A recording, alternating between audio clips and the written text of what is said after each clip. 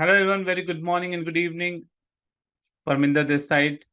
Welcome to our SAP Step Up Circles. Today's topic is 10 hurdles in SAP implementation project for consultants. What kind of problems consultants face in the implementation project? That's what I want to talk. Now, I want to cover this topic because I felt that whenever we do the implementation projects, the first thing is that the consultants who are there, they struggles a lot because there are some key areas which they have not focused on, or which they have not trained on, or which they don't have any idea about it, and then on those places people struggle it. Implementation projects would be always challenging because a lot of client facing would be there. You need to understand the client, you need to understand the requirement, and then you need to get your delivery done. So in general, the implementation projects would be quite challenging.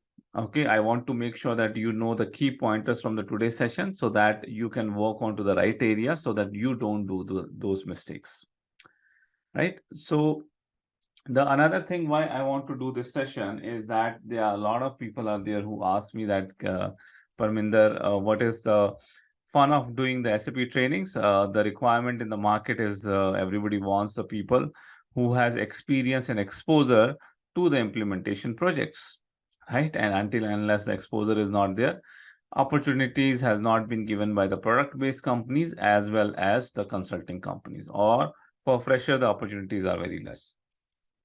So I told them that people want the experienced people to take who has exposure to the implementation, because implementation projects are crucial, right? When a company do the implementation of SAP, at the time when the implementation is done, okay, the kind of consultants or kind of implementation partner has chosen, that defines a lot how the business would be doing, how the business processes would be running for next 8 to 10 years. That's why the experience is required. That's why the experienced consultants are required.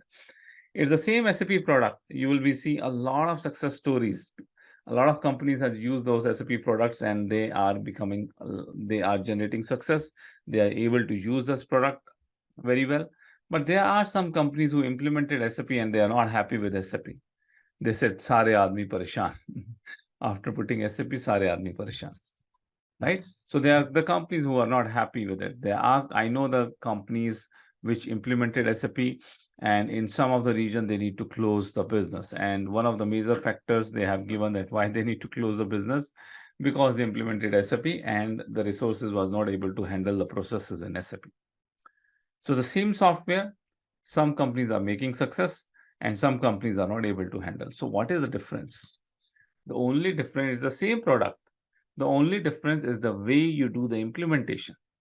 Okay. The way you do the implementation, the different companies do the different consultants, different consulting companies can have a different approach and different solution to do the implementation. That's where the SAP product can be used differently.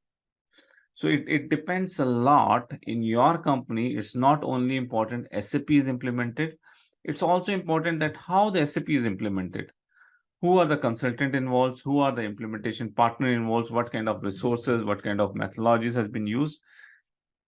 Because if it is not implemented, it's a good software, but if it is not implemented correctly, it can hamper your business in a negative way. That's why implementation is a very serious job for any enterprise. That's why the experienced consultants are required. That's why if you don't have experience, make sure you get trained and get the experience. Maybe from these kind of session, you can come to know what kind of challenges would be there so that you can prepare for those challenges. Or I have once I understand, I have also created a program which is called Internship, where we make you sit if you have not exposure to the implementation. I don't feel you as a consultant to go into the market only with the module knowledge until unless you don't have experience to implementation project. So we have created an internship programs where you make you sit the different consultants and you need to deliver a project from end to end.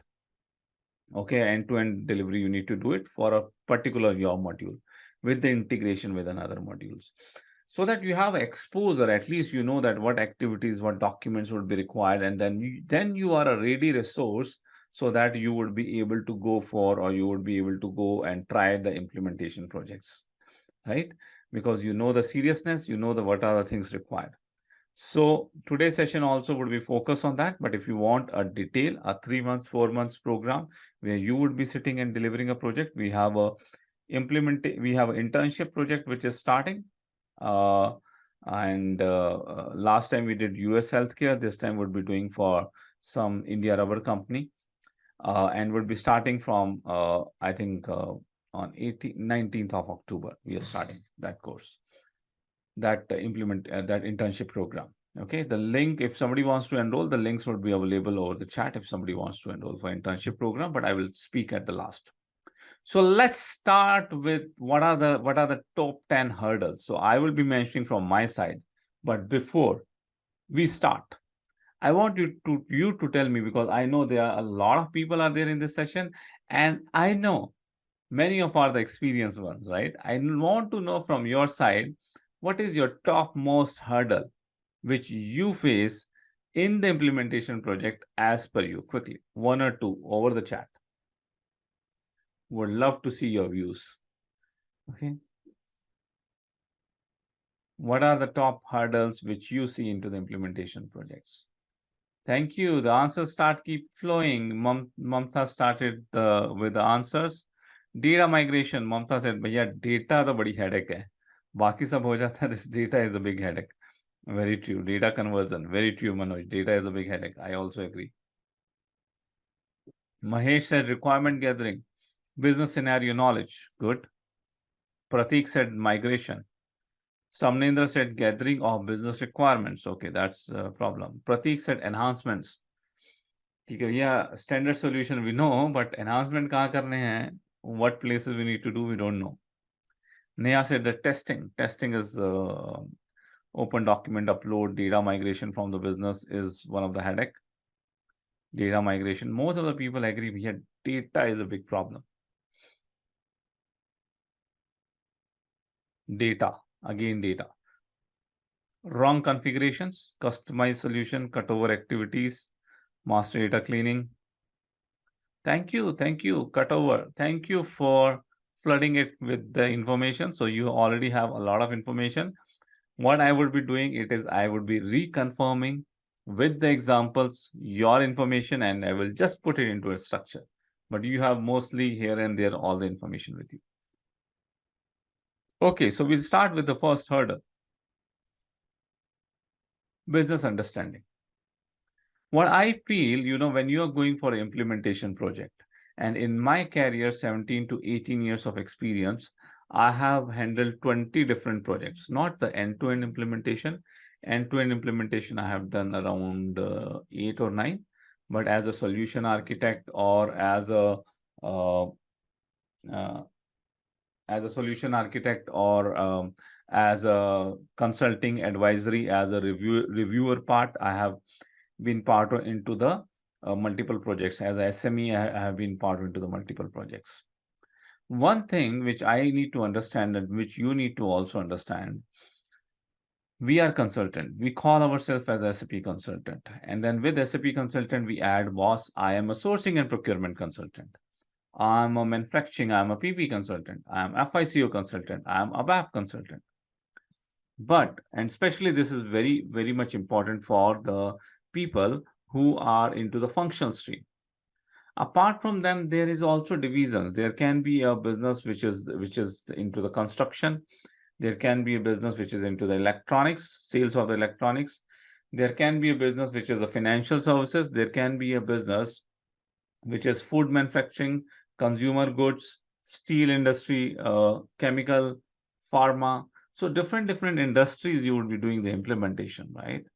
And you're not expertised in all of these industries. You know this what SAP does, but what that industry is, what kind of business processes they have, what kind of terminology they face, what kind of generic problems they have. Having information as a consultant is very important. Okay, some people say that, okay, मेरे को SAP आ गया, मेरे को sourcing and procurement, I know how to do the configuration in SPRO, document type कैसे create करना है SD में, item category how to create it, I am a consultant now. No, that's just a 10% part. Your SPRO is just a 10% part, which I consider less than 10%. There are 90% other things which you need to do as a consultant. If you are going for any project which you are starting for implementation, especially when you are into the consulting, in consulting you would be doing different projects in different companies. I started myself with automobile. Second project I did in foods manufacturing and consumer goods. Third project I did in steel. Fourth project I did it in chemical industries. Then later on I come in the electronics and fashion. Then I came into the construction, then I came into the healthcare. So every time when I jump from each client and when I start the consulting, my job before starting, because you would already be knowing that this project is going to start for you and you will be having few days for you to prepare. My job is to go into the Google and try to understand what that company does, what kind of business scenarios they have, information about that company and information about that sector, that how that sector works. So when I was going for implementation in steel, that was Jindal Steel in Odisha.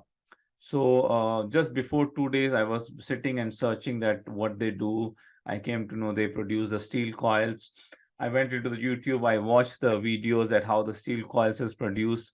I was going there as a PP consultant. Then what kind of terminology they use? Okay, they use some terminologies called heat number, composition of the steel, furnaces, melting them the steel, rolling the steel with the rollers. All of the terminology I was knowing before I entered into the project. So basically what I was trying to do, I was trying to first know the business processes, their business, what business they do. And when I entered the project, the first thing we did, which I asked into all of the projects, take me a tour of your warehouse, take me a tour of your manufacturing. I want to see that how the business processes are happening. I want to discuss with the business owner that what are their business processes without putting any SAP flavor into it. भैया धंधा कैसे चलता है वो बताओ. What business you do, how you do it, that's important. Don't forget to subscribe our channel and click on bell icon to update yourself with latest SAP videos. Make a note of it. For me, that is the most crucial, that's the most hurdle. Why I'm saying it as a hurdle? Because I see in my projects other consultants working and they are to their business and they think their business is doing the configuration in SAP system. Business will give the requirement and they will do the things into the system. Then you are a technology guy. Then don't call yourself as a consultant. Call yourself as a consultant when you discuss the business scenarios with the company, and then you can also suggest them ki bhaiya, why you are doing like this? Why don't you do like this? Well, the country best practices are like this, or industry best practices are like this. Why don't you follow this business process? Ask question, challenge their business processes, and help them to improve their business processes with SAP implementation. Then you are the real consultant. So that's the first hurdle you need to cross. Make sure you are well known to the business understanding. Whatever the business you are doing this implementation, know that business. Okay, SAP, you know it. Know that business also. That's the point number one for me. Point number two, rapport building in team. Implementation projects are far behind SAP technical knowledge. Okay, in implementation projects, if you want to be successful, you need to do a lot of things. Implementation project, there would be very big teams would be there. It's not only the business team would be there. Within your team also, you will see you entered into implementation project from one company, Wipro, IBM, Accenture, and you say that another implementation partners are also there.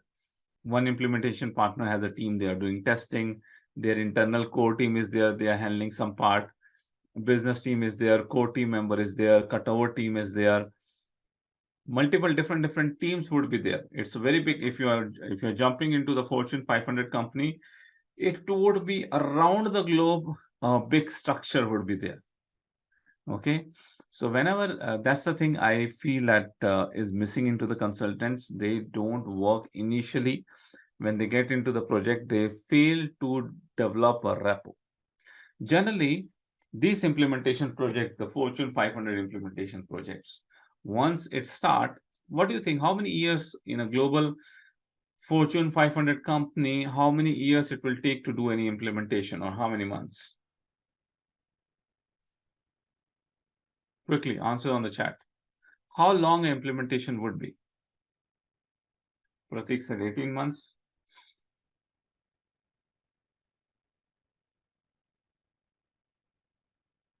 10 months, 5 years, 2 to 3 years, 2 years to 4 years, 12 years, 9 months, 12 months, 3 years, 2 years. When you jump into this big implementations, it can go for years and years. One of the biggest implementation which I have done when I started my career, kind of a first for me, was a total 7-year program, which they were able to finish in 8 to 8.5 years. Because when the implementation need to happen, the different countries are there in the different waves. You need to do it one by one, country by country, different implementation. You do it, right? You don't do it big bang, all the countries together. That's very difficult to handle for a Fortune 500 company. The current project which I am working, I think it's almost going for 5 years. It will go for more 3 years. It's not like that we have not gone live. We have already gone live with the multiple countries, and every year with every wave, more countries we are doing the implementations. So these programs would be very big. We don't call it as a project, we call it as a program. So these kind of programs, you might also be entered into it, and these programs would be very big with the very big team. So it's important that when you come into that initial couple of months, you work to develop your rapport. Okay, you need to know that who is the right person to contact for, who is who, right? Especially make a good rapport with the business team, with the business users. If you are a PP guy, you would be having some manufacturing directors, you would be having some manufacturing managers who would be involved into the project as a core team members. If you are into the SD, from the sales side, there would be some business owners would be there, process owners would be there. Okay, the different names is used for them. Make sure you develop a good rapport with them. Don't wait that they would be come to you and they would ask questions to you, and then you would be having a relationship develop with them. Go from front end. Find it out in your project who are your local process experts or who are the core team members. Reach out to them. Book a virtual coffee with them. If you're working virtually, try to book a 15 minutes virtual coffee as just a formal introduction, so that you know them, they know you. Once the formal introduction is done, and then you would be able to proceed ahead. So making your position in a team is very important. If you want to go for a longer run, if it is just a 6-month, 9-month project, it is going to over the less efforts. But if it is a longer project, you need to make sure you have a good rapport within your team, within the business community, and within the other consulting partners who have been involved, because in different places you need to involve with the different teams to get the things done. Separate testing team, separate data team, separate migration team, separate cutover team, separate training team, and you are part of one of the team which got integrated with others. So wherever you get chance, make sure develop a good rapport. Make sure don't be hesitant. Make sure you are not waiting for people to approach you. Make sure you are approachable and you are approaching the people from your side, okay, to make a good rapport. What are the things we do to make a good rapport? Quickly, answers on the chat. What are the different things which we can do to make a good rapport? Shell, 7 years. Nissan, 8 years. The companies like Shell or you join, you can work for them 20 years. Something will be going on. Everything, something will be still going on there. Okay, so my question was, what kind of things you can do to make sure you develop a good rapport? I have given some of the examples, but I would like to communicate, share hobbies, common interest. Yeah, very good points, Jatinder, very good point. You know, one of my friend moved to Germany and he understand that how good it is to build the rapport. And you know, in Germany, people are a lot into the sports. They play different sports. So he find it out that who are the people who need to make rapport, which group he need to make rapport. He go with them for the different activities like hiking, or he's getting himself introduced into the different sports, and only so that you can engage with that group. you can make a rapport with that group. Making a rapport is also kind of a making more friends, right? Try to find it out apart from SAP, try to also discuss about some common interest topics, okay? So making a rapport is making a friends in a project. Formal introduction, past knowledge, past knowledge, working experience, try to find it out some links. When I joined my recent project and from the LinkedIn, I came to know that I know few of the people, they were part of my trainings. And then I was able to quickly get connected with them and they helped me a lot in my project, although they are a little junior, but because they are already working onto the project, so the project knowledge they have better than me. So they helped me a lot. Silly question. Very good. Understanding the business requirement, pain points, exchange your views. Informal coffee session, Marine said, this is the one thing which I am using it for quite some time, because now most of the people we work virtually, right? I think I might have mentioned that in my this also. Virtual coffee. Book on a Teams or whatever the communication channel you have, book a virtual coffee with people. Don't hesitate.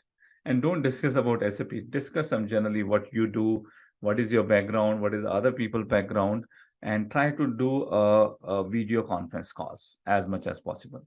If some other people is not coming onto the video conference, that's fine. You just switch on your video. When people know you from a face-to-face interaction, next time when you'll be dropping an email to them, chances to get a right response at right time would be more when these kind of introduction, one-to-one introductions are done, and especially on the video conferencing, right? So when you will be approaching them over the Teams, pinging them, okay, I need this, whether you would be able to help, whether getting a helping attitude would be more if you already know each other. It's kind of a soft skills, but very important. And why I'm putting it as a hurdle, I see in the implementation project that are the things missing with the consultant. They are too much into the technology and forgetting about the soft skills.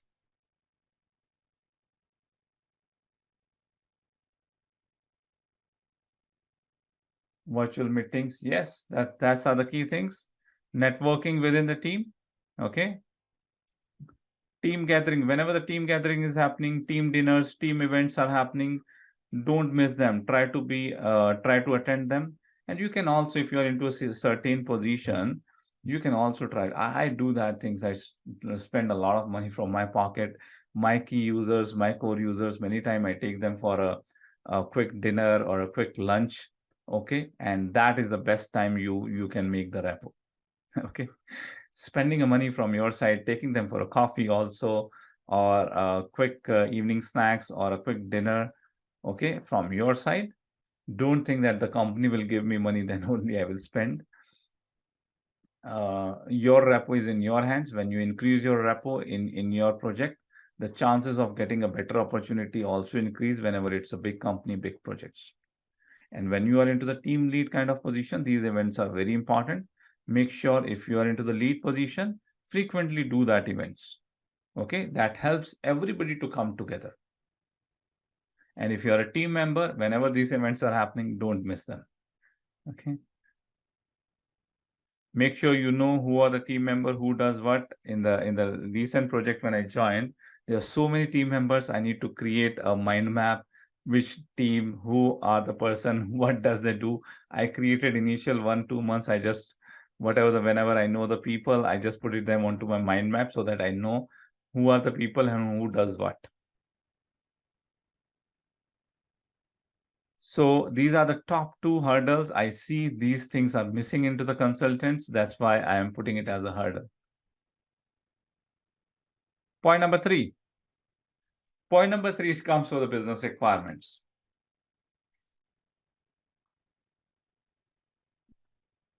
So when we are implementing a SAP solution as per the business requirement. As much as we can use SAP standard, we try to do it, but we also try to understand what is business requirement, because in SAP there are the multiple different processes are there, and each of the process you can fine tune with the master data, and with the configuration you can fine tune or you can do it different way. Okay, it can be still plant to produce, but a different ways you can do it. Repetitive manufacturing, process industry, make to order, make to stock, different ways one process can be done. Whether PP, SD, MM, they all have so much of variations.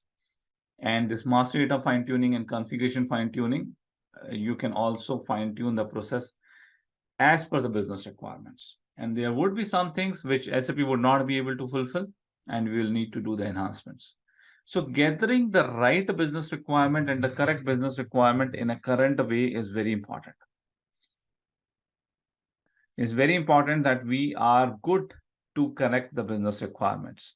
Many times I face that even the business requirements are not collected, or the business requirements has not been collected in a right way. Okay, the way it need to be collected. We just ask and say the business, okay, you tell me how do you do the process. Business said, this is how I do it. Chipka diya usko. Try to do the same thing in SAP. No, not the way. And many times I see the consultant is saying, when they go into the UAT, they go into the ITC, and the business come up with some scenario. Okay, this also scenario we are having it. You have never told us. Nobody told us. We have not done any configuration for it. In one of my recent project, in a manufacturing industry, business come up with the two processes in UAT. They said these processes are not there. What are the two processes? First is scrap. Second is rework. And the consultant is saying that these processes was never told to us. Nobody told that we do the scrap. Nobody told that we do the rework. If business has not told you, you as a consultant, you need to know that you are walking into the manufacturing, my dear friend. You need to ask to the business, do you do the scrap? Is there any company, any manufacturing company, any manufacturing can happen without generating a scrap? No. There would be some scrap generated. There would be some rework would be happening. And you as a consultant is saying that business has not given the requirement to us. It's not about the business, it's about you. You also need to ask the questions. Have you asked, how do you do the rework? What kind of scrap you do it? How do you sell the scrap? Do you need to show the stock of the scraps? Which storage location you store it? These all questions, you need to gather the requirements. It's very important that you ask the right questions. It's very important that you ask the right questions so that the requirements can be gathered. The people who are part of the implementation internship project with us, they might be knowing that it is a session number 2 into the internship. What I do is that I give the full business case that, okay, this is a business case. I explain as I am a business, and then we do an open questionnaire session where all the consultants, I ask them to ask the question that this is the basic requirement we have given. If you want some further information, ask me the questions. And one by one, each module people, they start asking me the question and I answer them as a business user. And each point I also correct them that in which form they need to ask the question, whether it should be a direct question or whether it should be open-ended questions. Okay, what way they need to ask the questions. We go into the very depth into the internship program. Okay, and then there people know that, okay, how to gather the requirements, how the requirement gatherings can happen. Okay, so it's important we do the things into the right way. Requirement gathering is very important. This is a place where basically, the friction will happen when it goes to the UAT. Business will say, I have given this requirement. Consultant will say, no, the requirement was given something else. Or business will come up with something and consultant will say that this requirement was never given to us. These all things are the shortcomings of not gathering the requirement in a right way. Okay, and you as a consultant, you need to take a lead. You need to make sure that all the requirements has been gathered. Every question has been asked to the business. Okay, so there would be a business requirement gathering sessions at a different level. At the start of the project, there would be, you need to connect with them. You need to take a tour of their business. You need to ask the question, what are the things they do, in what way you need to make your notes. And then further, you would be going into the fit and gap workshops. Okay. In fit and gap workshop also, we ask them, okay, how to do the procure to pay. That's good. They would be saying that, okay, this is the way we do the procure to pay. You can ask questions. But to get the right requirement, especially wherever the changes are required, in the SAP system, wherever the changes are required in the SAP system, it's important that we also show the system to them. Try to show the system to them. We have a best practice system, which we talk about recently in the last session in the excellence trainings. I was talking about the best practice systems. Use the best practice system to showcase the scenario to them in the fit and gap workshop itself. Use some system, create a scenario for them and showcase this is how the purchase requisition would be created. This is how the MRP run will happen. This is how the purchase order, this is how the approval screen will look like, and then gather the requirement from them. Once they see the screens at how the process happens in system, they would be able to give you some better requirements. Okay. So this is the place where I found it that the people who does not have an implementation exposure, they struggle when they go into the projects. So in the internship program, we make sure that you have some good exposure to this part so that you don't face a problem when you are handling implementation projects. So that is the three. Gathering a business requirement is one of the hurdles which need to be resolved. Okay, which you need to do it right way. Do the workshops in right way, prepare your questionnaires in the right way, ask the open-ended questions to the business rather than asking the questions which can be answered in yes or no. Showcase the systems to the business. That will help them to give you the right requirements. Okay, out of 10, 3 are done. Let me take a quick pause. Let me check if you have any questions till the point. If you have any questions till the point, there is a question and answer window.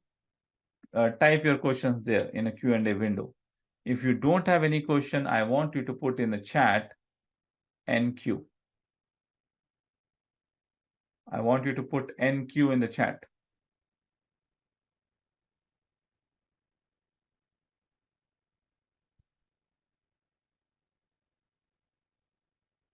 Thank you. Thank you very much.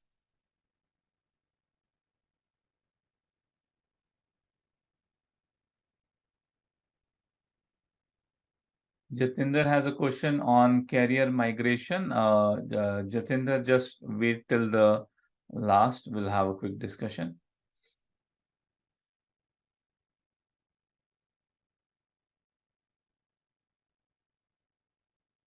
Okay, no questions. We'll proceed ahead with the point number 4.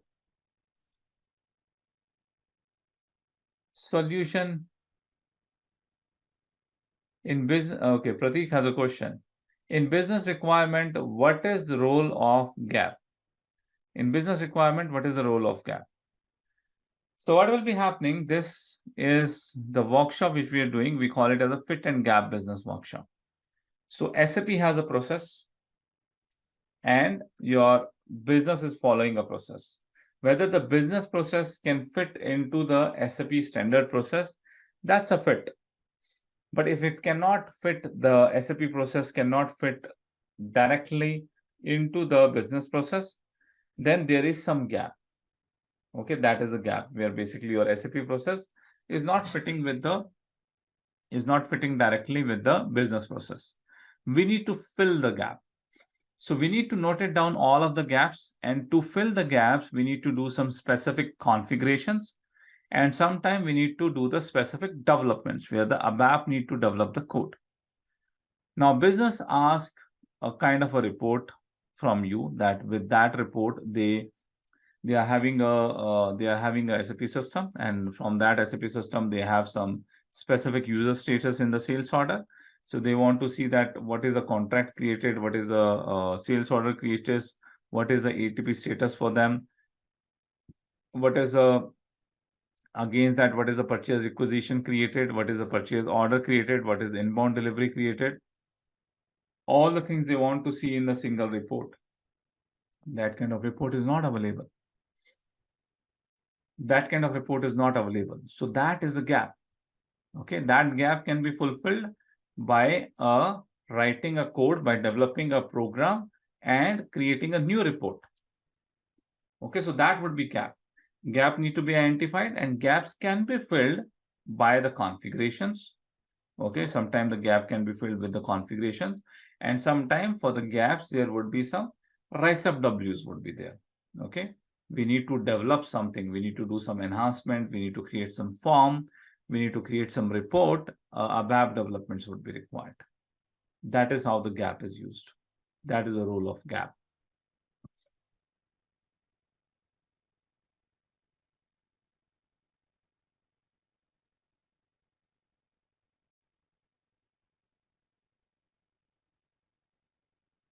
Okay, that was a quick question from Pratik.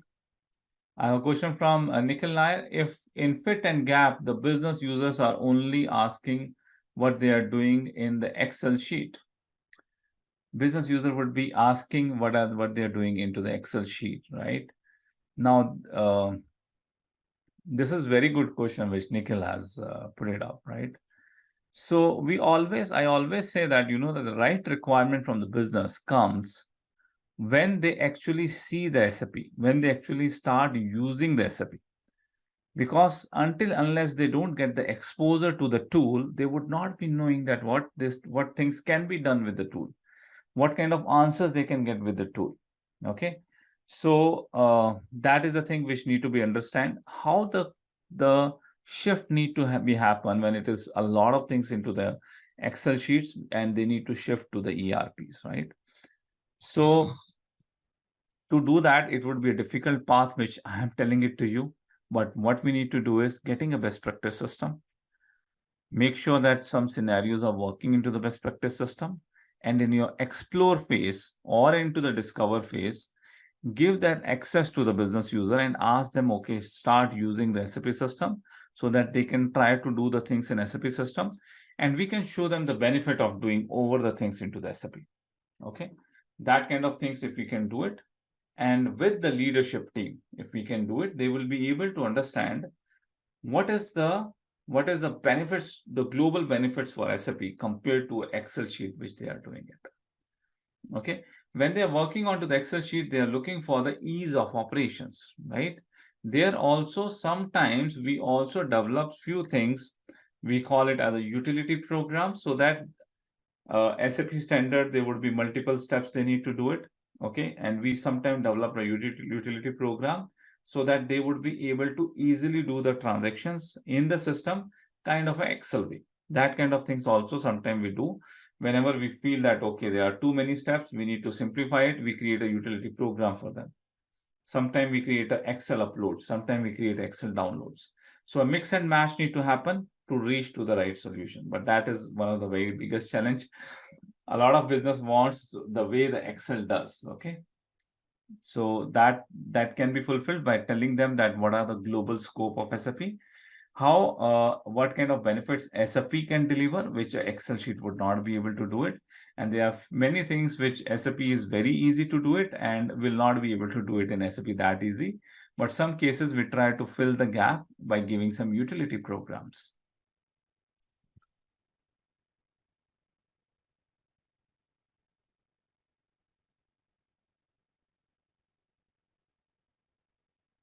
Mamta is asking, RISE-W, how do we determine there is a scope? RISE-W you would be determining in the fit and gap workshops.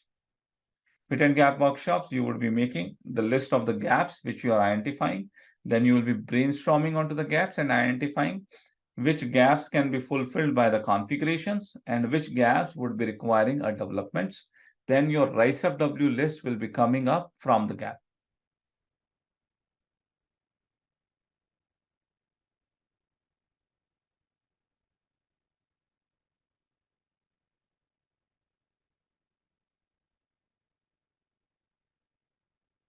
Mahesh has a question. Some consulting companies have questionnaires, question bank of various domains for requirement gathering. Yes, some consulting companies have it. Many places we also create the questions and give it to the business to answer it so that we can have a basic understanding of the business process.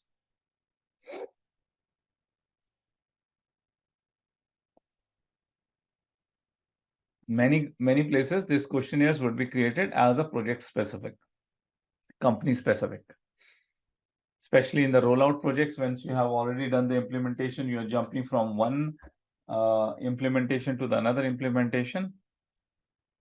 you would be having your own questionnaire created and giving to the new countries who is coming into the rollouts. Okay. That point number 4, solution proposal. That's where people struggle. That's the hurdle. Standard SAP, this is how purchase requisition, purchase order, this is how it need to happen. Now a third-party interface came. It is giving some information. Some calculation need to happen in SAP system. How the things need to be done in system. How the scenarios can be done in system. That's come the solution part. I am having one system in which I am creating a sales order, but I want to check that whether my availability of the stock is there or not in another system, which can be SAP or non-SAP system, how I would be doing it. That's the point where you need to come up with the solution. You need to come into an architect mode. You need to propose the solutions for the things. Okay, whether through the reports, whether through the enhancement, interfaces, within the interfaces also, what would be the solution, what information will go, what will come, how it will come, and how we would be able to see in our screens, in which tab it would be displayed, what we need to click to get the information. That is the solutioning part of it. And especially the people who are new, they are very poor into the solutioning part of it. They know the standard SAP, but when it goes beyond standard SAP, when business comes with a complex requirement, what a solution can be proposed to them. And solution cannot be a one solution. There can be this, or doing this way. So which way is better? Which solution is better? So that you need to understand. You need to work onto the solution proposals. In my last 17 years of career, I have not done any implementation where the developments was not there, where the ABAPers was not there to create the custom programs for the business. Always business would be having so much of requirements which will require additional developments. So these additional developments would be done by the ABAP team.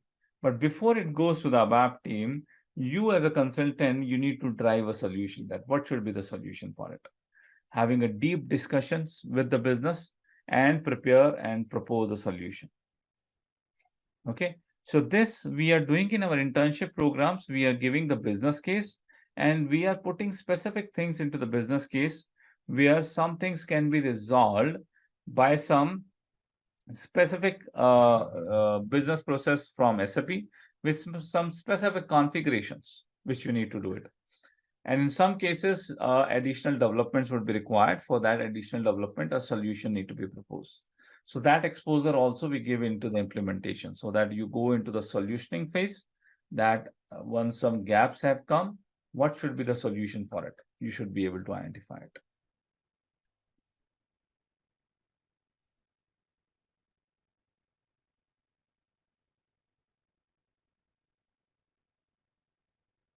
Okay, so that is the solution proposal.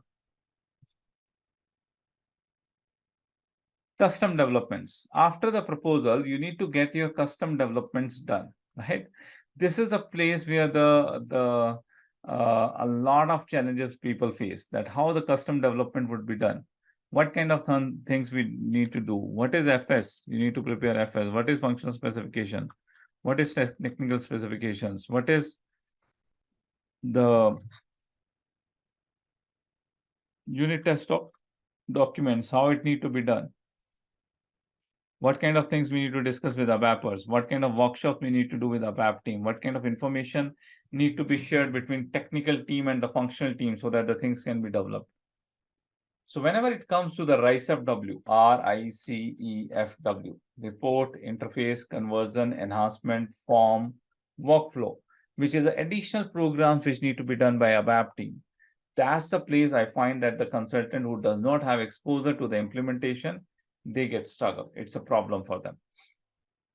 How to write a functional specifications, how to give it to a ABAP team, what kind of things need to be explained to the ABAP team, what kind of things I need to put in my functional specification document so that ABAP would be able to understand it easily and ABAP would be able to get the delivery done, right? So those all things you need to understand it. That is one of the hurdle, getting the custom developments done in a right way with the right solution is a problem. Okay, which consultant need to be trained onto it. So we give every person who join into the internship program, we try to give them assignments so that they can create some functional specification document by their own hand, so that they know, okay, these kind of gaps will come. To fulfill these kind of gaps, this functional specification, we need to do it. And on other hand, we also have a ABAP people also included. ABAP people would be actually working onto the doing the coding for the things which has been given by the functional consultants.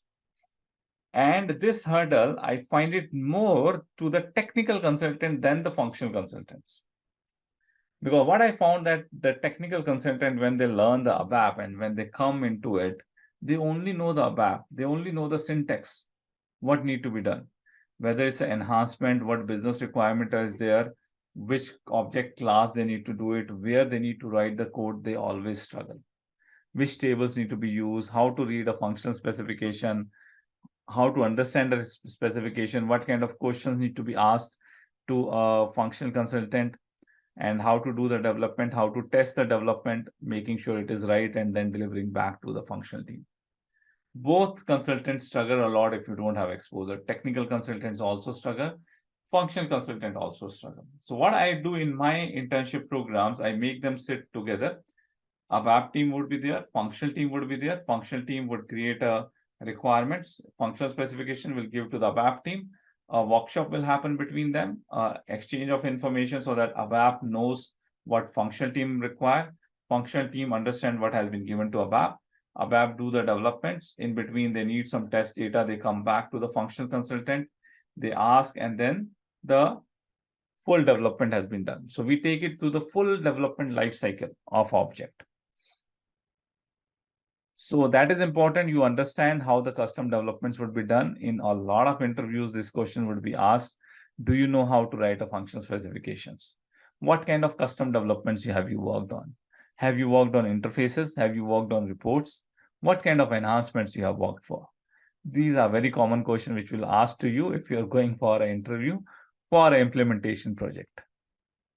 Okay, so internship program would be an answer for it. Okay. Nikhil Nair is asking, is there any session of FS functional specification? Nikhil, we are having a full training. I have created a training, SAP Job and Mastery. That is a self-paced training.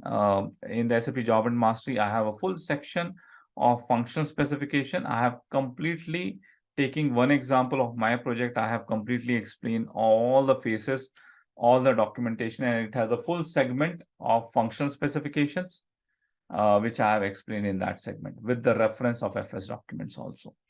So that is, you can go through the self-paced, and in the internship program, we make you to write a FS documents so that you completely understand how to do it. So we have two ways for it right now. You can take the SAP Job and Mastery, or from the internship, you will be getting exposure for it. And we have now the internship is also available for the technical teams also, ABAP also. ABAP, we are starting from Monday, new batch of ABAP, which is full ABAP knowledge with the internship. So first you will be learning ABAP, then you will be working on a project, delivering a project as a ABAP consultant, and then you will be going in the market. Ki bhaiya, I know ABAP. I have also done on one end-to-end implementation. The number of interview calls and the confidence in the interview will increase like anything.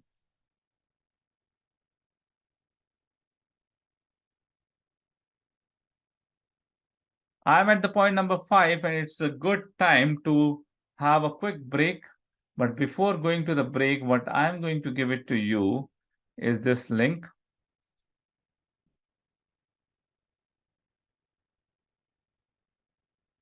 Okay. And I want you to comment on the link. Somebody is asking whether the session is there on FS. I want you to comment on the link that what are the next topics which you would like to hear from us. I have expertise. Even if I don't have expertise, if you require, I do the community, I hire the people from outside, I bring them here and will get the session done for you as much as possible. So you give me the topic names, maybe in one of the Saturday, one of the Sunday, when we'll be doing the step-up circles, we'll try to cover your topics. Two things you need to do it in this break, 5 minutes time, I would be giving it to you. Go through this LinkedIn. If you are not connected with me, get connected with me. We are sharing a lot of information over the LinkedIn, okay, on the daily basis. All the information goes onto the LinkedIn. It's a beautiful channel. If you come to our courses, you will see that how I push you hard to make your communities on the LinkedIn, because LinkedIn is the one way to get a very good job opportunities, to create your job network, to create your rapport in your module, in your SAP space, create your rapport in the LinkedIn. That would be very helpful over the future to get you very good opportunities, job opportunities. But it will take time. Building a rapport in LinkedIn will also take time. So that's why I give some links so that you comment it on there, so that your visibility over the LinkedIn gets start increasing. So I want you to do the two things. Mention in the comments what is the next session you want us to get it done. And second thing I want you to do is that what are your learnings so far? What are the things you have learned so far? You can mention on the comments. Okay. And you need to come back here. The cutover, I have already done a session on the cutover in the step up circle. It's available in the step up circle videos. Glad. But if you want me to do it again, the number of more requirements we get it, I would happy to do it again, but not into the Zoom.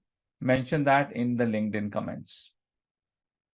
Navya is asking, job and mastery covered output forms also, POIR. So job and mastery is a generic program which we have created it, agnostic of your module. It does not cover specific thing in your module. Okay. If you're looking for that, how you can develop a form, or the technical stuff, if you're looking for we have a different mastery courses for that. This one would be covering it, that how you can write a RISE-UP program, how you can write a functional specification for it. So some functional specification, I think for forms, there would be a video which has been shown how to create a functional specification for form in general. What areas you can get into SAP projects without experience, like testing. Without experience, you can jump into the SAP projects, and you can also participate into the end-to-end implementation projects also. Okay, that's where basically everybody works somewhere for first time. But if you don't have experience, the testing is one of the part. Master data is another part, where you can easily get it involved into it. Training content preparation is another part, not the delivering the training, but training content preparation is another part. And if you have exposure, that's what we try to give the exposure in our internship program to give you, and so that you have worked on all of the phases.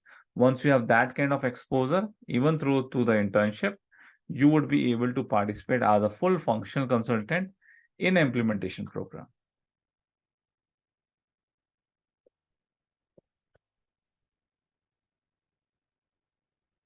Someone is asking, can you make a video on group reporting? Someone put it onto the LinkedIn comment. Team will take from there. I don't know anything about the group reporting. Only thing I know that, okay, there's something as a group reporting is one of the sub module is there in SAP with finance.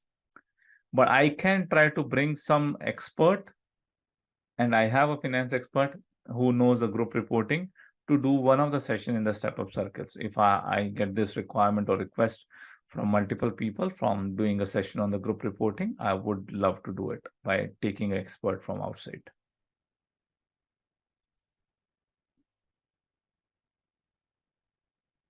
Okay.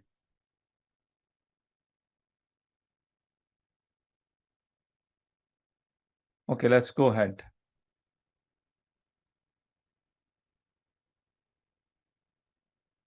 Ravi is asking a guide about SAP SD, the use for SD internship. Yes, we have a internship for SAP SD module also. Internship is there. Get connected with the support team, and then they will guide you how you can enroll in the internship program. Or at the end, when I complete, questions are there for internship, I will cover that. What is internship and how you can enroll for the internship. We don't charge for the internship, and we also don't pay for the internship. You can do the internship virtually. We are expecting you should be giving a 20 hours per week virtually for the internship. You can do it by the time you're doing your existing jobs. Kapil is asking, could you please make a video on variant configuration? Variant configurations is available in PP Excellence. So if you need it quickly, Kapil, you can enroll for PP Excellence. The variant configuration video, you will find it there. But in future, we'll try to do it in the step-up circles also. Okay.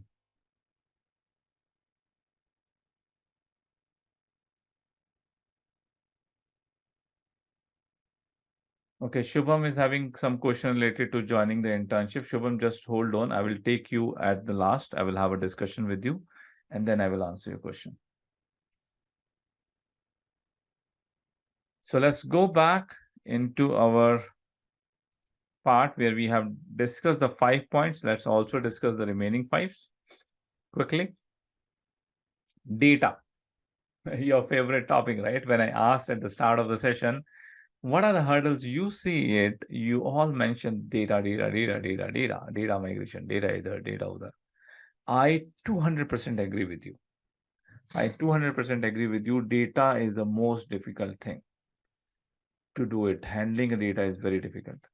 Whether it's a master data, handling a master data in the product, the migration of the master data, or whether it's a transaction data. These both migration of the data would be very complicated.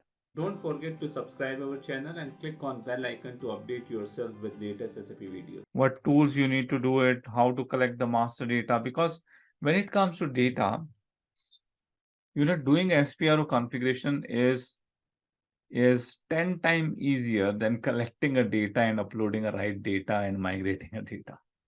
Because SPRO configuration you do as a consultant, right? It's in your hand. You can quickly go there, you can change it. You have expertise over it.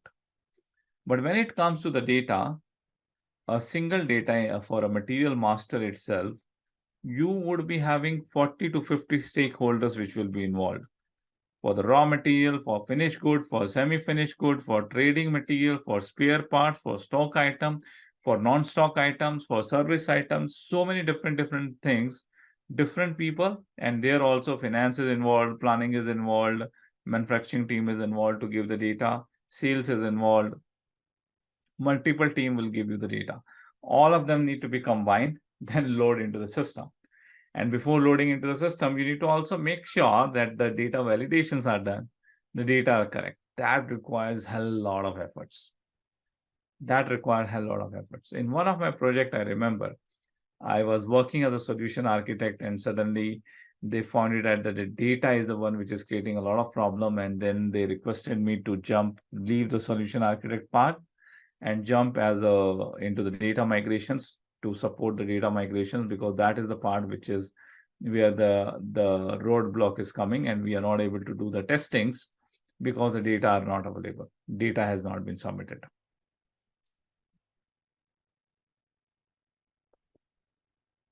So data would be very crucial. Make sure you know what all the master data is required. Create a template, explain it to the business well, get the data collected, make sure you know the timelines and you are pushing the business for the timelines, sometime working with them to meet the timelines, get the data in, get the data validated and get the data uploaded. You know in your projects what different tools are required for the data, whether you are using LSMW, whether you are using HANA Migration Cockpit, whether you are using BODS, Business Object Data Services with the BODS team, whether you are using a third-party tools, you know them. And if you are the one who you are handling those tools, you practice them so that the data can be loaded into the system. Okay, so data would be very challenging. And we have created a separate course itself for the data migration that is called HANA Data Migration. Even the LSMW also has been covered in that course. Complete separate course we have created for that. Master data, you need to handle it quite early. Transaction data would be coming quite later when you'll be jumping into the cutover. At that time, the transaction data will come, the open transactions. That will another story. Okay, that also you need to do it. So master data, transaction data, both can be handled with the HANA Migration Cockpit.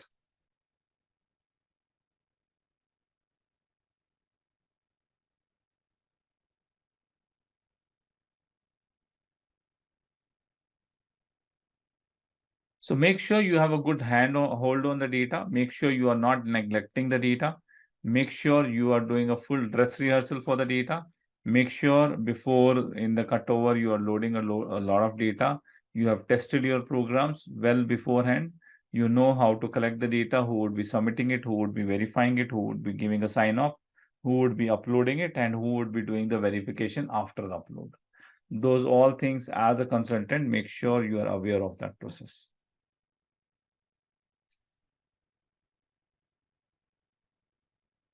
Point number 7, stakeholder management and communication. Okay.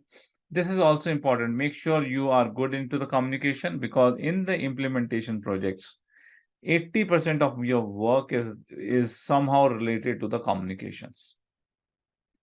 You are checking the emails, you are replying back to the emails, you are attending the meetings, you are going into the workshops, you are giving the trainings, you are gathering the requirements, all the places. What are you doing? You are doing a communication. 80% of your work would be related to the communication only. So make sure you are good in communication. If you are the one who is putting hand onto SAP and who wants to become a consultant, especially the functional consultant, make sure, and you are just preparing for it, make sure you also work on your communication. It would be very important to have a very strong, good writing communication, email communication, verbal communication. For email communication, now we have a lot of AI tools which can help you. You can take help of ChatGPT, and a lot of people are taking, even I also take some time to write some good emails. I'm taking help from ChatGPT. You can also do that. The email communications can be handled with the AI tools, but verbal communication, you need to do it. Right now, we don't have AI tools for that. Speaking on behalf of you in the meeting, right? So verbal communication, make sure you work on it.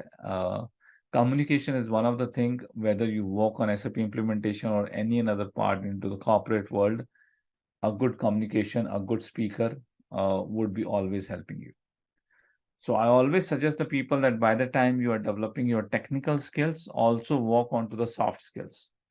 So communication is a soft skill.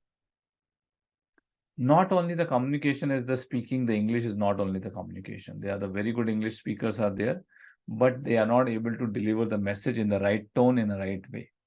You need to also understand this. You need to also understand that with what person, in which tone, and what way you need to talk, what things you need to talk, that also you need to understand it. Who are your stakeholders? You need to manage your stakeholders well. Okay. The stakeholders would be the managers who are handling the projects, your business users,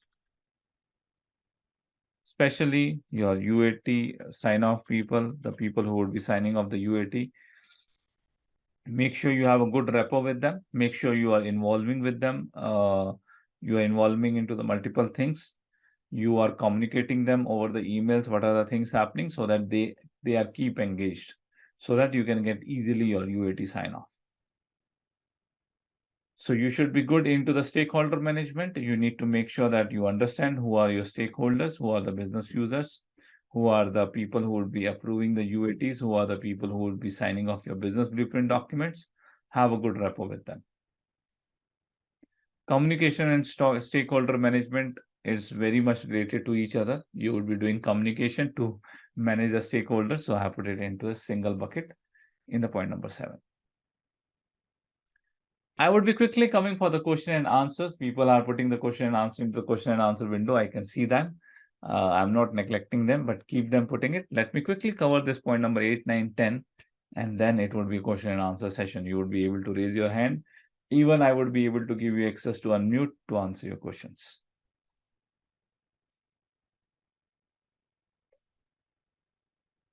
Integration between the modules.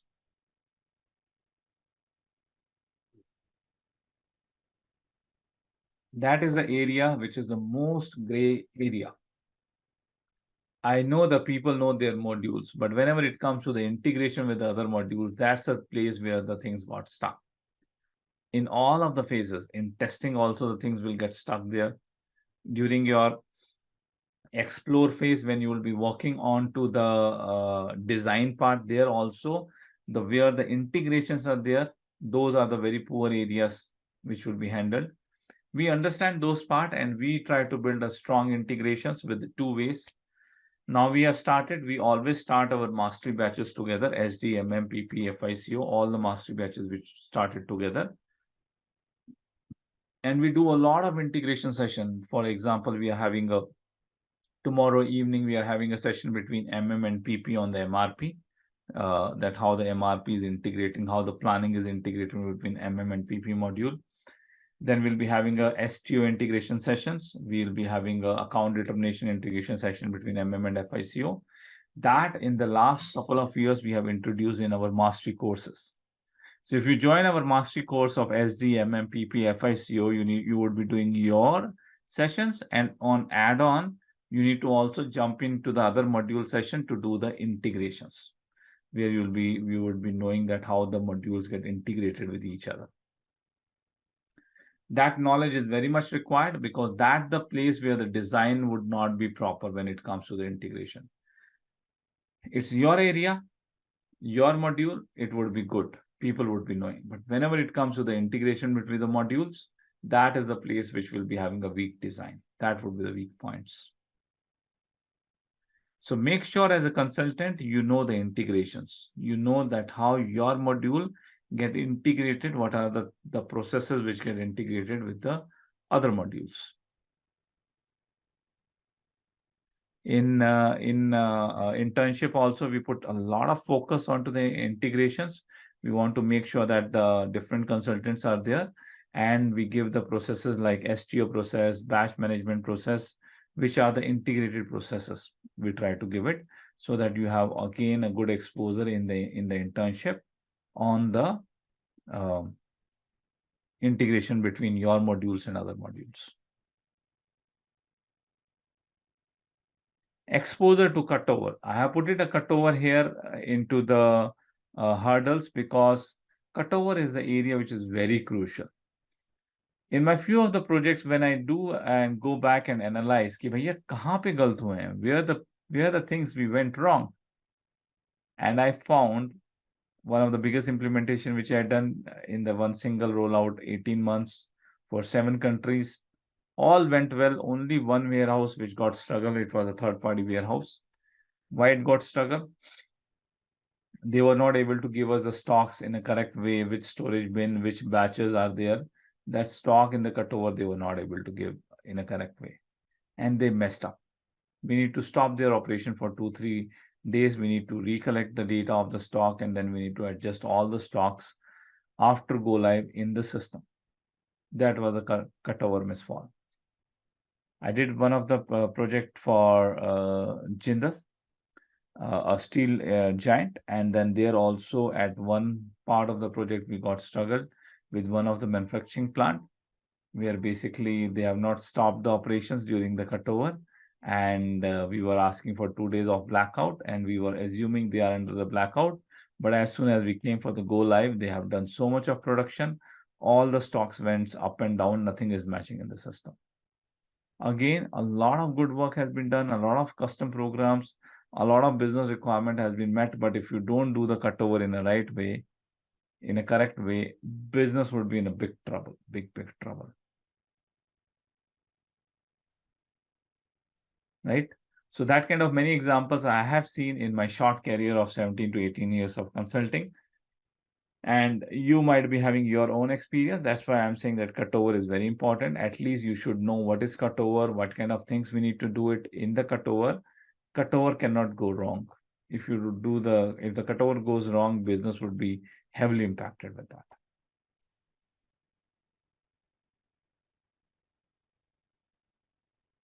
Last part is implementation methodologies and documentation. You need to understand what documentation you need to do it during your implementation, whether you need to prepare business blueprint documents, process flow documents, test scripts, test plan. That are the places people struggle a lot, how to prepare a test script, how to prepare a test plan, how to prepare a function specifications, whether we need to prepare it or not, how to prepare a configuration document, how you prepare FUTs, how you prepare your CUTs, Those all places consultants struggle if they don't know that these documentation would be required. So make sure you know your implementation methodology, and as per your implementation methodology, what are the documents you need to prepare and get it delivered. Okay, these are the quick 10 points from my side. I would welcome the questions. Anybody is having any kind of questions, I would welcome it. Okay, and I would then, after answering the questions, I will quickly jump and give you a quick exposure to the internship, where basically you would be working on an end-to-end implementation project with SastraGeek Solution, which we are starting the next batch of internship on 19th of October. If you want, how you would be able to participate in the internship, whether you are a technical or functional, both places are there. Vaibhav is asking how to join the internship. I will come to that, Vaibhav. Let me go one by one. Question from the question. I have hands raised. Let them keep raised. I will first answer the questions onto the chat, and then I will come to you. Shubham is asking, as I'm part of Mastery and Excellence, and Mastery has been done around 50%, should I join this internship program as I don't have exposure to SAP? Shubham, if you have both Mastery and Excellence, generally we recommend that you should be having 70% of your Mastery course completed, then you can jump into the internship. So we are starting on 19th of October. Already the recorded videos are there. Try to make your completion to 70% so that you would be able to jump into this internship program. If you miss this batch, then you would be able to join the next batch.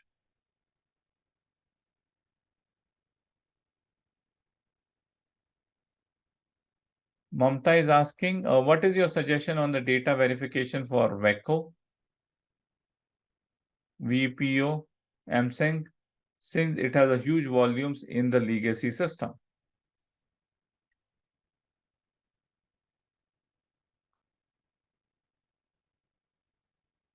Mamta, it depends a lot that what kind of projects you are doing it. Whether you are doing a conversion project, whether you are doing a greenfield implementation project. What kind of project you are doing it. That depends a lot. Not in each and every project that MSEC, VPO, VKO, you need to migrate or you need to validate after the migration. So if you can raise your hand, I would be asking some specific questions to you that what kind of project you are doing, and then I would be suggesting based on that project. Suhas is asking, is data upload handled by migration team or should consultant have a good hands on the irrespective of tool or scope of functional consultant? Is it too good data from the business only? So some cases I have seen in the projects where the data migration team is a complete separate team, the data migration team. They are the one who is collecting the data and they are the one who is uploading the data. Functional consultant need to give them the input that what data we need to collect it, what columns should be filled, and how the data validation need to happen. In the smaller projects, as a consultant, you also need to collect the data and you also need to upload the data. Some kind in each stream, in each of the modules, we would be having one consultant who would be responsible for the data.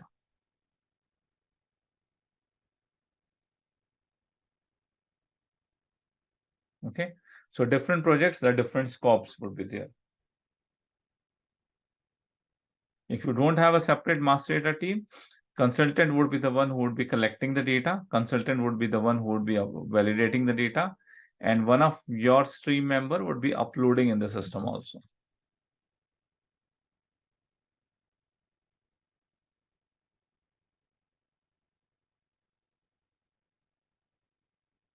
I'm trying to take the question from the multiple places.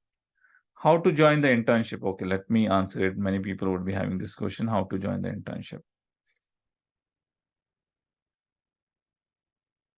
I think I would be having a mind map for it.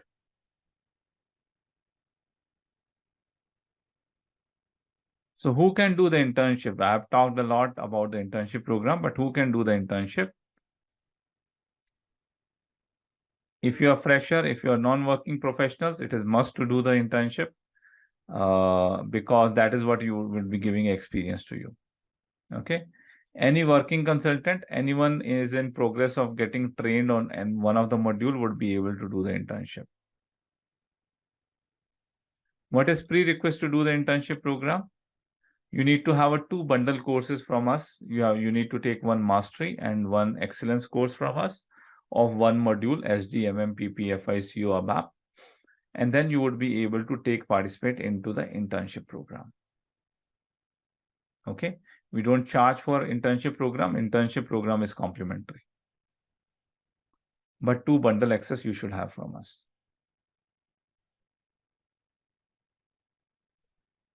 While you are joining this internship, apart from taking 2 bundles, you need to also give us the commitment that you should be having enough time to complete the assignment because we have a limited seat in internship batches. Okay. You should not waste the seat. When you are joining it, make sure you have a commitment to get it completed because I would be giving you assignments and you need to complete it. If you don't complete your part, the other streams can get stuck. Job and mastery should be completed 40% before you jump into the internship. Job and mastery you will get complimentary from one of the bundle. And one of the mastery course, whichever you have selected, should be completed by 70%. Then you would be eligible to join in the internship. If you are already as a consultant, you say that boss, mujhe to MM aata hai, I'm doing it consulting for 3 years. This we can skip it for you if you are already a consultant. Now I will give chance to someone who has raised the hand, and then I will come back to the questions into the question and answer window.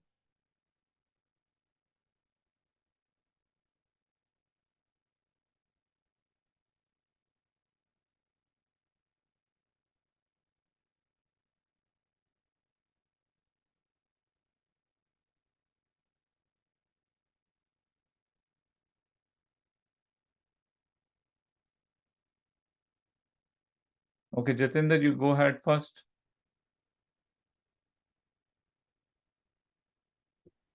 Hi, good evening, Parminder. Good evening, Jatinder. I can hear you. Please go ahead. Okay, first of all, thank you so much for arranging this wonderful session. It really helps a lot. It helped already answered so many queries. But Parminder, my query is that I am a working professional into finance and account field.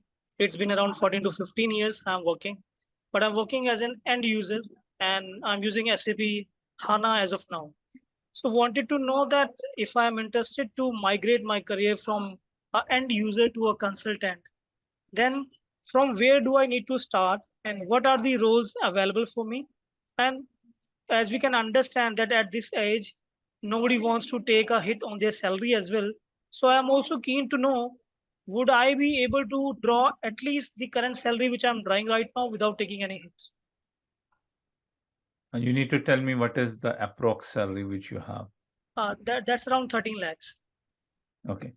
So with your 14 years of experience, you can convert your career. You are having end users experience, and that end user experience is, if you will ask me, is the most valuable experience. If I need to take someone who is having 1 year of SAP consultant experience only, and other place I have, I have one place, one guy who is having a 3 years of consulting experience only. Other place I am having one guy who is having 6-7 years of end user experience and 1 year of consulting experience. I will prefer the other way.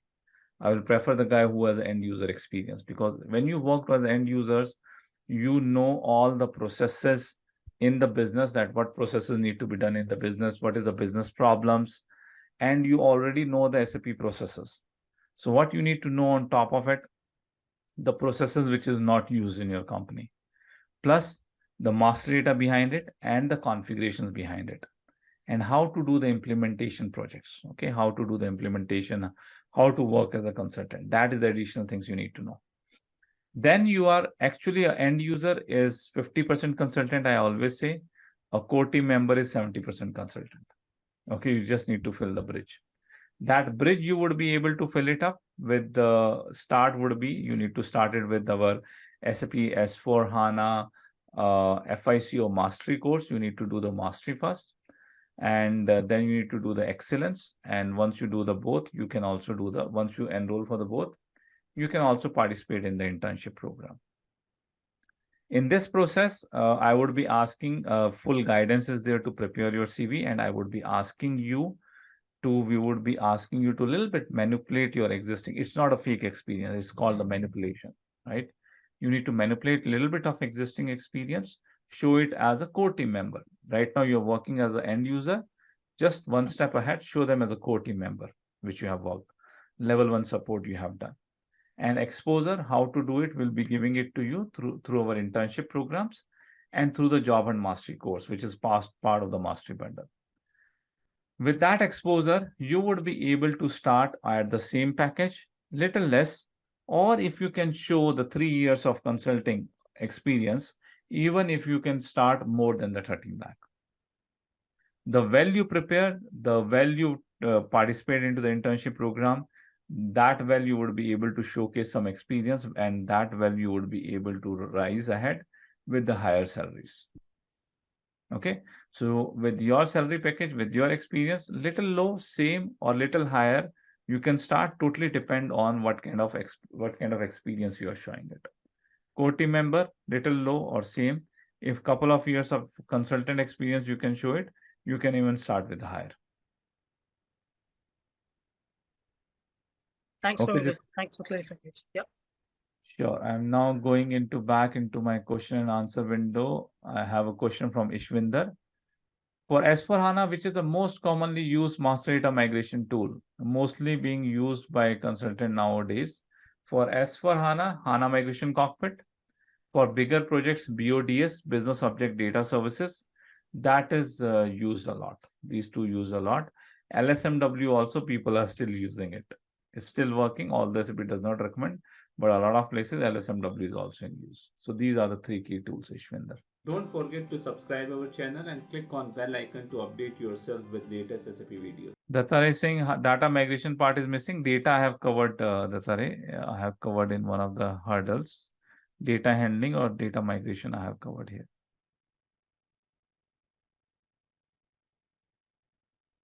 Divya is asking, I am from SAP background. Am I eligible to join internship?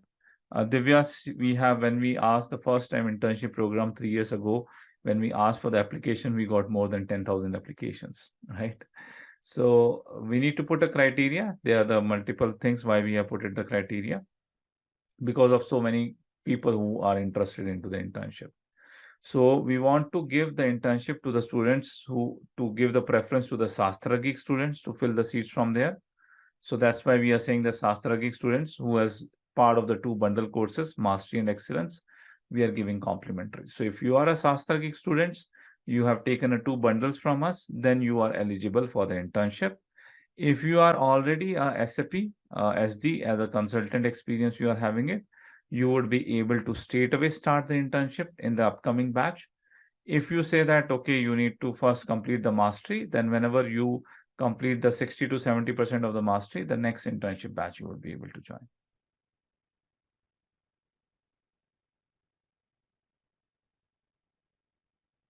Giving chance to Marianne to talk.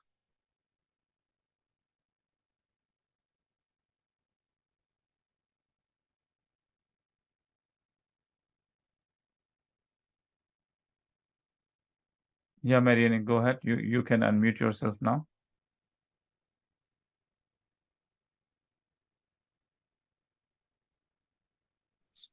Okay, hi, thank you. Can you hear me?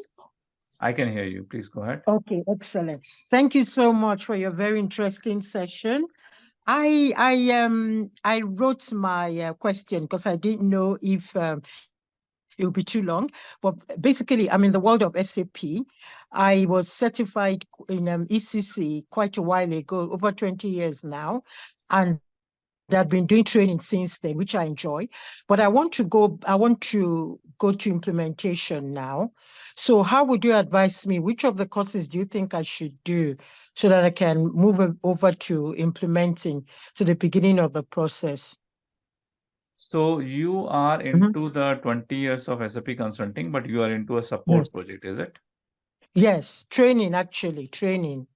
Or I'm you doing are training. into that only Yes, into the training? Which module? yes. FICO, FIC. finance. Mm. So for finance, you need to subscribe our FICO Mastery and FICO Excellence bundle. Two bundles you need to Okay. subscribe, or the link which has been given. If you will go and subscribe from that link, you would be assigned two of the bundles from our site, and Okay. then you can join the internship program, which is starting from the 19th of October. Okay. Okay, because you are Okay. already experienced, we will not ask you to cover the mastery courses first. You already know the things. So you would be able to directly jump into the internship program. Okay. Okay. Thank you very much. Sure. Thank you. Thank you for your question, Marian. Thank you.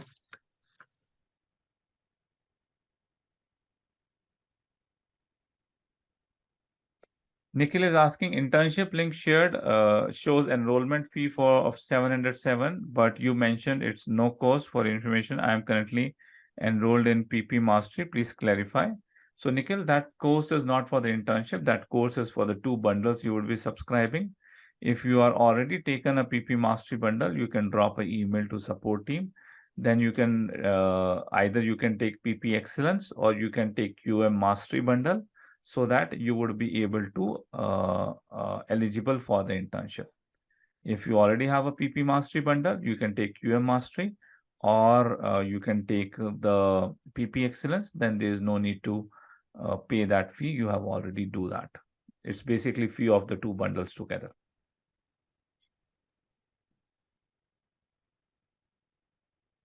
Usha has a question. Do you have internship for Ariba and EWM, or even job and mastery for these two? Usha, Job and Mastery is a standard program which will fit into the most of the modules. Okay, it would be having a fitment for the most of the modules, but internship program as of now we don't have. Neither for Ariba nor for EWM we have internship.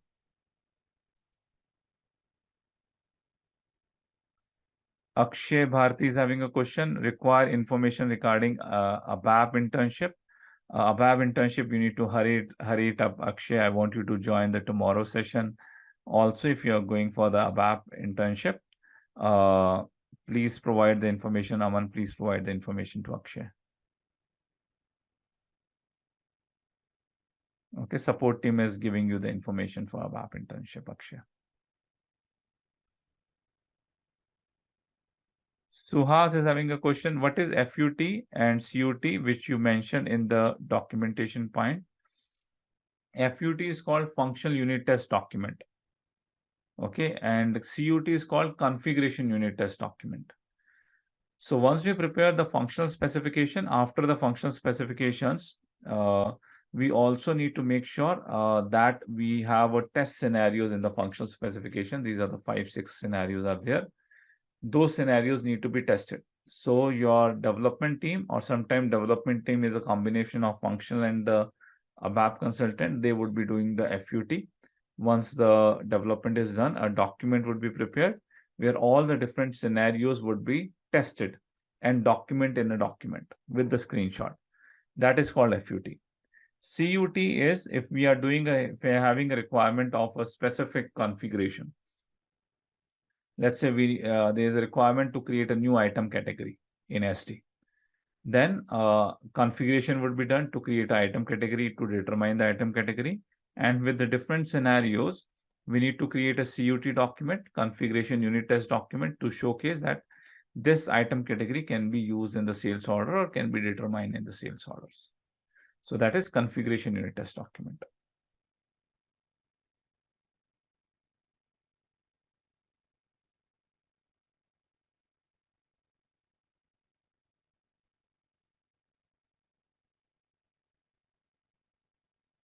Ravi Pai is having a question. Different ECC and S4HANA PM module point of view.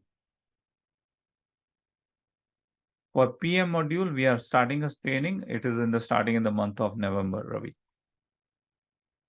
It will be starting on S4HANA.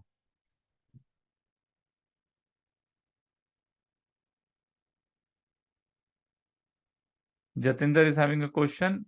Working and end user. Okay, this Jatinder question has been already answered.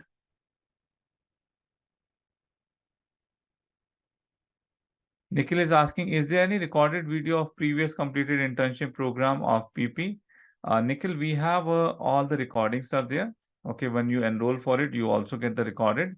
But I don't want you to go for the recorded session of the internship program. Internship recorded sessions are a lot of discussion. It's not a training program.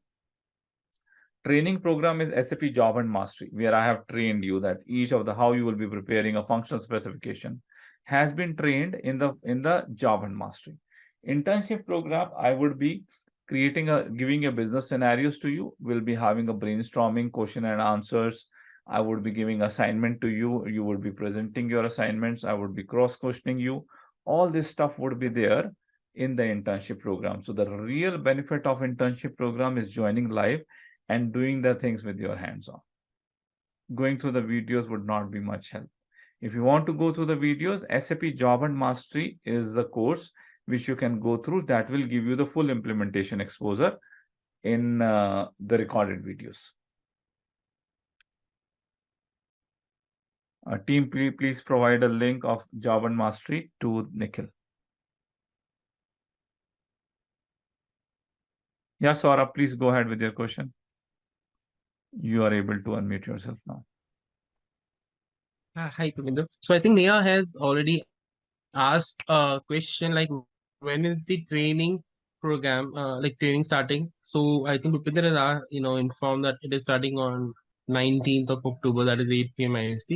So after that, what are the timing? And it is since it is a weekday, and some of the people are in North America, so this time would be a little tough for us because it would be an office time. So what will the timing, like the weekly timing of the internship? So the first thing is that this is not a training, this is an internship program where I would be giving you the business scenario and the assignments which you need to get it completed. The timing is Thursday 8 a.m. is the session which I would be taking with you, and then as a team you need to identify 2 sessions. Generally it happens on the weekend, which will be a team meetings to complete the assignments and to get the integration done with the different modules, right? So that would be happening over the weekend. That once we start the group, we would be finalizing it. What should be the time for it? But the Thursday session, as of now, it is 8 p.m. session, Saurabh. Will there be any recording for it? Yes, all the sessions are recorded. Like for the Thursday one, there will be a recording? Yes, Thursday one sessions are recorded and it will be available in our LMS. All right. Okay. Okay. Thank you. Sure. Thursday, 8 p.m. India Standard Time, Pooja.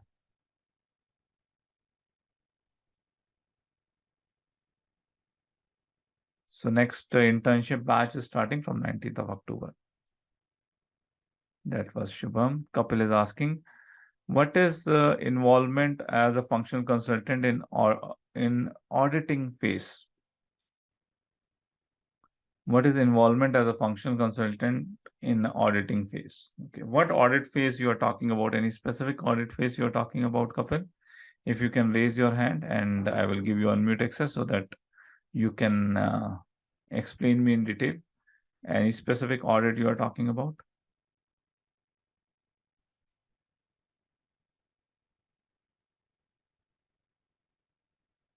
Yeah, go ahead, Kapil.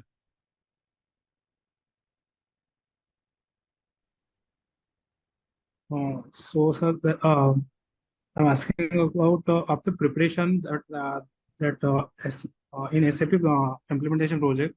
So that audit happened like IBM or EY, that company.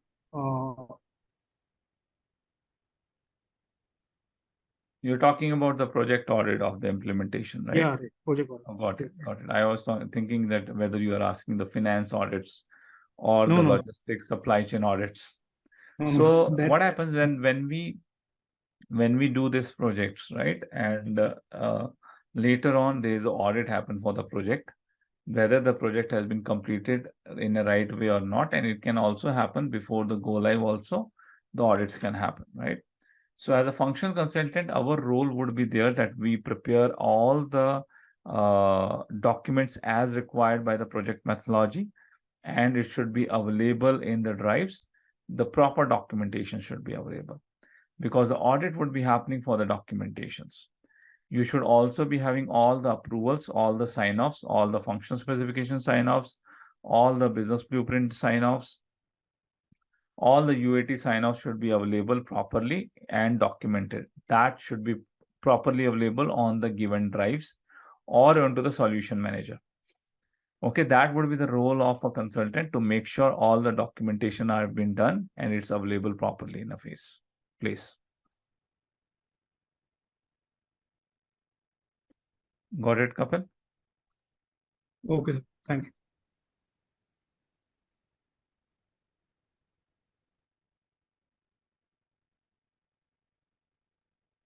In between, I have a question from Pratik. What is private cloud and public cloud in business?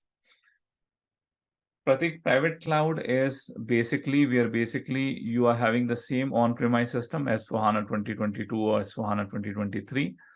Rather than buying your server, you are renting your server. You have taken your server on rent from Amazon Web Services. You have taken the license from SAP, and your license you have installed rather than on your server in your premise. You have rented it, and there you have installation done. That is called the private cloud. Most of the companies now 60 to 70% implementation when it is called, it is happening on cloud, it's private cloud. There is no difference between on-premise as a working and on the private cloud. Public cloud is you don't buy the servers, you don't install the servers at all. You just take the subscription from SAP. SAP has their own servers where they have already SAPs installed, and they will be creating an instance for you, and a user ID passwords as per your requirement would be given to you. So no installation, no hardwares are required for the public clouds. That would be the major difference.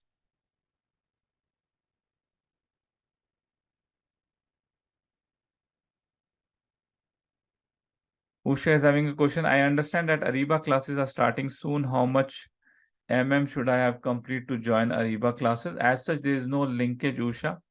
I would say that if you are learning try to get it completed as much as possible before the Ariba start, but there is no direct linkage. The both things you can also do it in parallel also.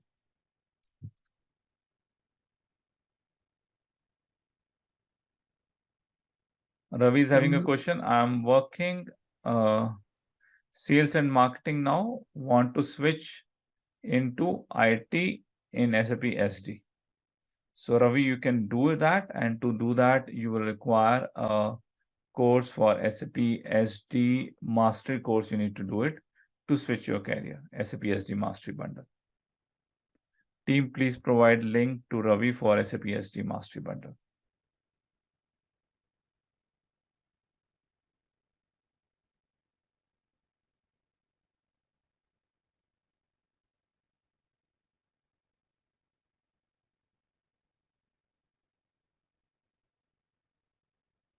I'm having question from Akshay. I'm currently working in the steel industry and looking over all job work activities. Further, I am looking to switch the career to ABAP. I have done the mastery course here. What current experience can I show in CV to switch the career in ABAP and be in a good position? So Akshay, you need to do the internship. Have you enrolled for the internship? If you can raise your hand, we can have a quick word.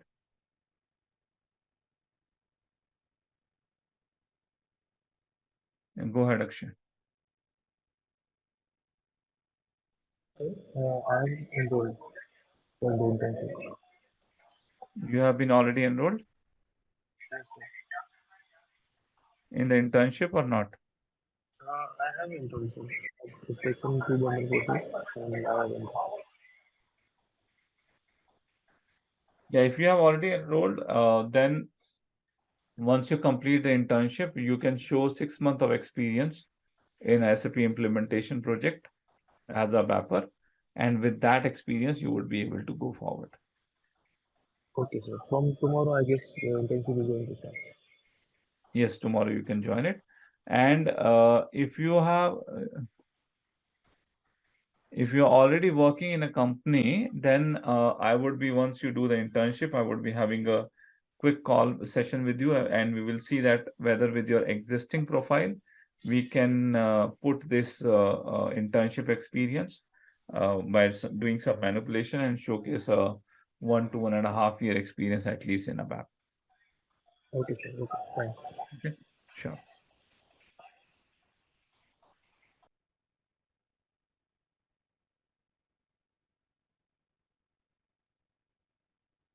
Divya is asking, I am from SAP SD background. I would like to enhance my skill set into TM module. Will you be able to help me to get trained and done certification on my end? Yes, Divya, we would be able to do that. Support team, please provide a link to Divya for SAP TM course. I think TM will be starting in the last week of October. Then I have a question. I have 5 years of experience. First time I got implementation projects. Configuration wise, I am not able to find any brokers, but I was struggling while preparing the SFW how to achieve this. You would be able to achieve this through internship program. Internship program, you would be sitting it, writing the function specification, working on SFWs. Okay, and you would be able to achieve through the internship program. That is for the anonymous attendee.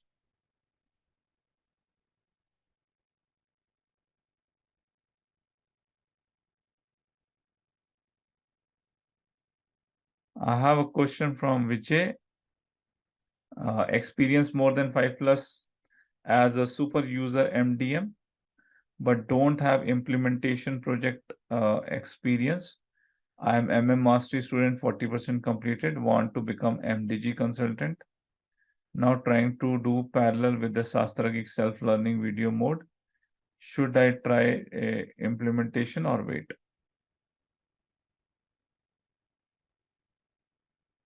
You can go for the implementation. You can showcase some implementation and you can go for. If you want to go for internship, you can also go for internship program. But internship program, we would be able to include you for the MDG internship we don't have as of. Don't forget to subscribe our channel and click on bell icon to update yourself with latest SAP videos.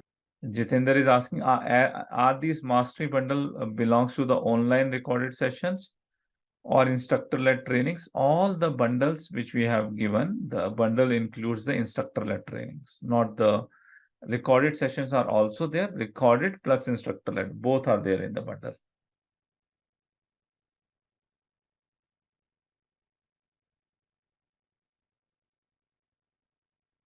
Raving is having a question. I am from Hyderabad. In this internship is through online or in client location.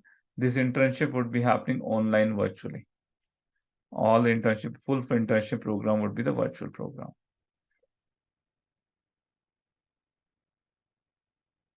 Shubham, the next batch start for the internship on 19th of October.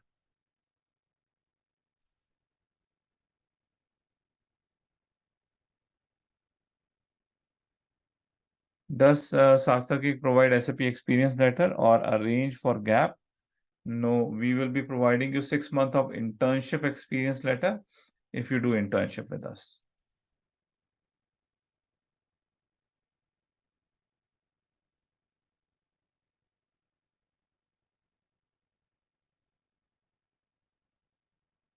Glad is asking, what is RISE? So Glad, if you have been already student of ours, I have done a 2 hours of session on RISE in the step-up circles. It was asked by students. So I have done a 2 hours of session on the RISE. That 2 hours of session on the RISE is available in our step-up circle videos. Our Step Up Circle videos have that 2 hours of live RISE session. Okay, so once you enroll for any of the bundle, you also get all the previous session recordings, which is almost 200 plus hours of recordings. So whatever the Step Up Circles we have done, whatever the topics I have covered, you will also get the recordings of that. So in that recordings, you will get the complete 2-hour session on the RISE, which I have explained. In short, RISE is a different model of licensing the SAP products.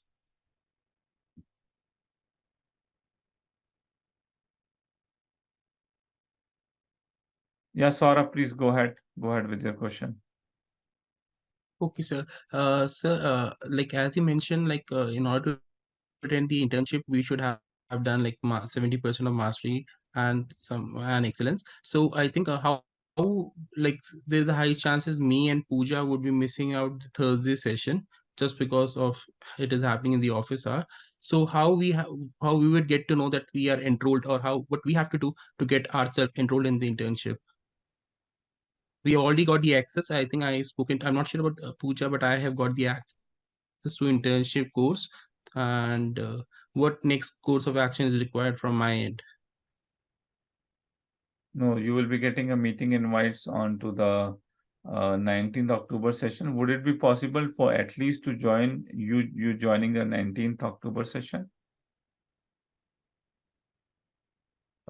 No, sir, it won't be. It is an office hour. It's an 8:30 a.m. for me, and for Pooja it will be like 10:30 a.m. So we both are. This is happening in the office hour for us. 8:30 and 10:30. Okay, I will ask the team to prepare a list of the students, and we'll see that which zone you are joining from, and we'll see if we need to change the internship times a little bit. As of now, looks difficult because I need to also identify time in my calendar, but we'll try to check. Yeah. But Otherwise, if it there is will be a happening that wherever you are able to join, you can be on mute and still join the session. Not speaking much, but wherever you can listen to it. I will be assigning assignments to you, which you can work with the other team members to get it completed. Okay, sir. And if there is certain is a checklist like that we need to fill it out in order to get ourselves enrolled, we can do that as well. You just need to drop an email to show your interest for this internship batch to support at SastraGeek. All right, sir, will do. Thank you.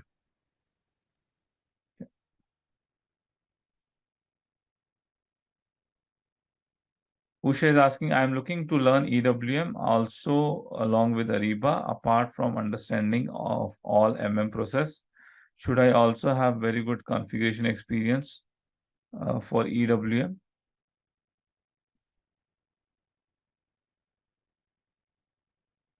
So if you are adding EWM, MM and Ariba, you need to know what is your core module, Usha.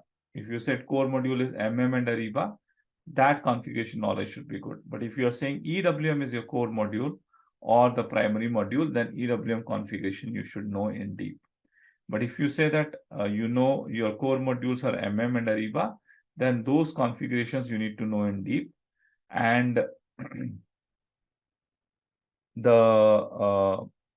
the EWM part, if you know the overall overview, that also will work fine.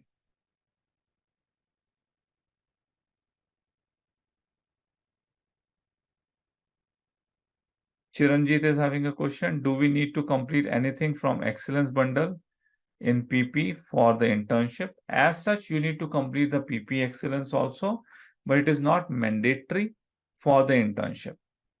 Okay. So PP Excellence course is already going on. You need to just join the PP sessions. And in the internship, if we are giving some content, which you need to work on for a scenario where the internship content is required, then I would be asking you to go through that particular topic in the PP Excellence, learn that topic and get the delivery done. Okay, if you are able to do the 70% of the mastery course you have completed, you would be able to do the most of the assignments. But if any assignment you are not able to do it, you can jump into the excellence session. If the topic is related to the excellence, watch the video and complete your assignment.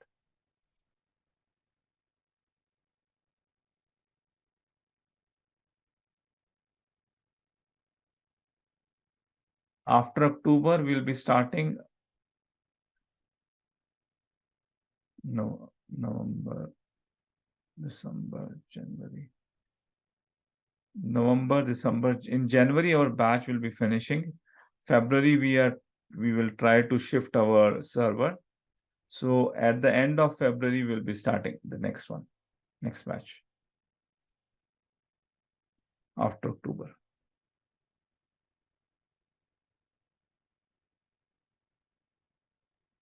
Yeah, if your MM is your primary module, Usha, okay, Usha, you can unmute yourself. Raise your hand and then we can discuss.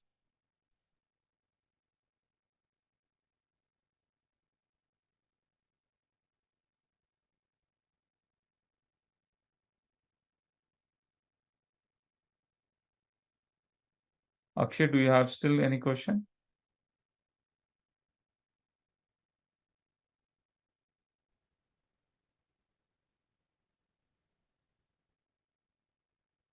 Okay.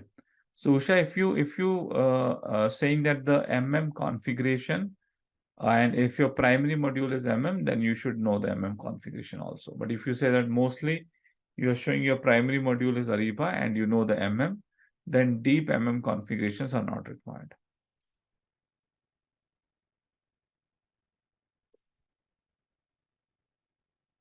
I have answered all of the questions. I don't see any question which is pending in the chat and nor into the question and answer window. And I don't see any hand raised also. So with that, we would be ending our today's session. Thank you everyone for joining us over Sunday, giving us time over Sunday. I hope this session would be beneficial and fruitful for you. We would be coming, I think the next session will be coming. I would be giving you a TM overview, transport management overview. I would be covering in the next session. And till the time, have a very good health and enjoy your remaining weekend and start preparing for the next week. Thank you very Govinda. much. Thanks for a wonderful session. Bye. Thank you. Thank you. Bye.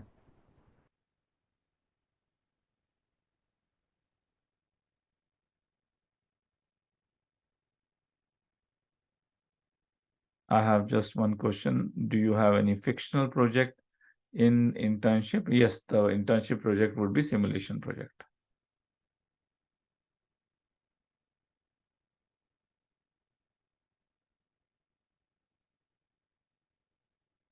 Okay, thank you everyone and have a good day ahead. Bye-bye for now.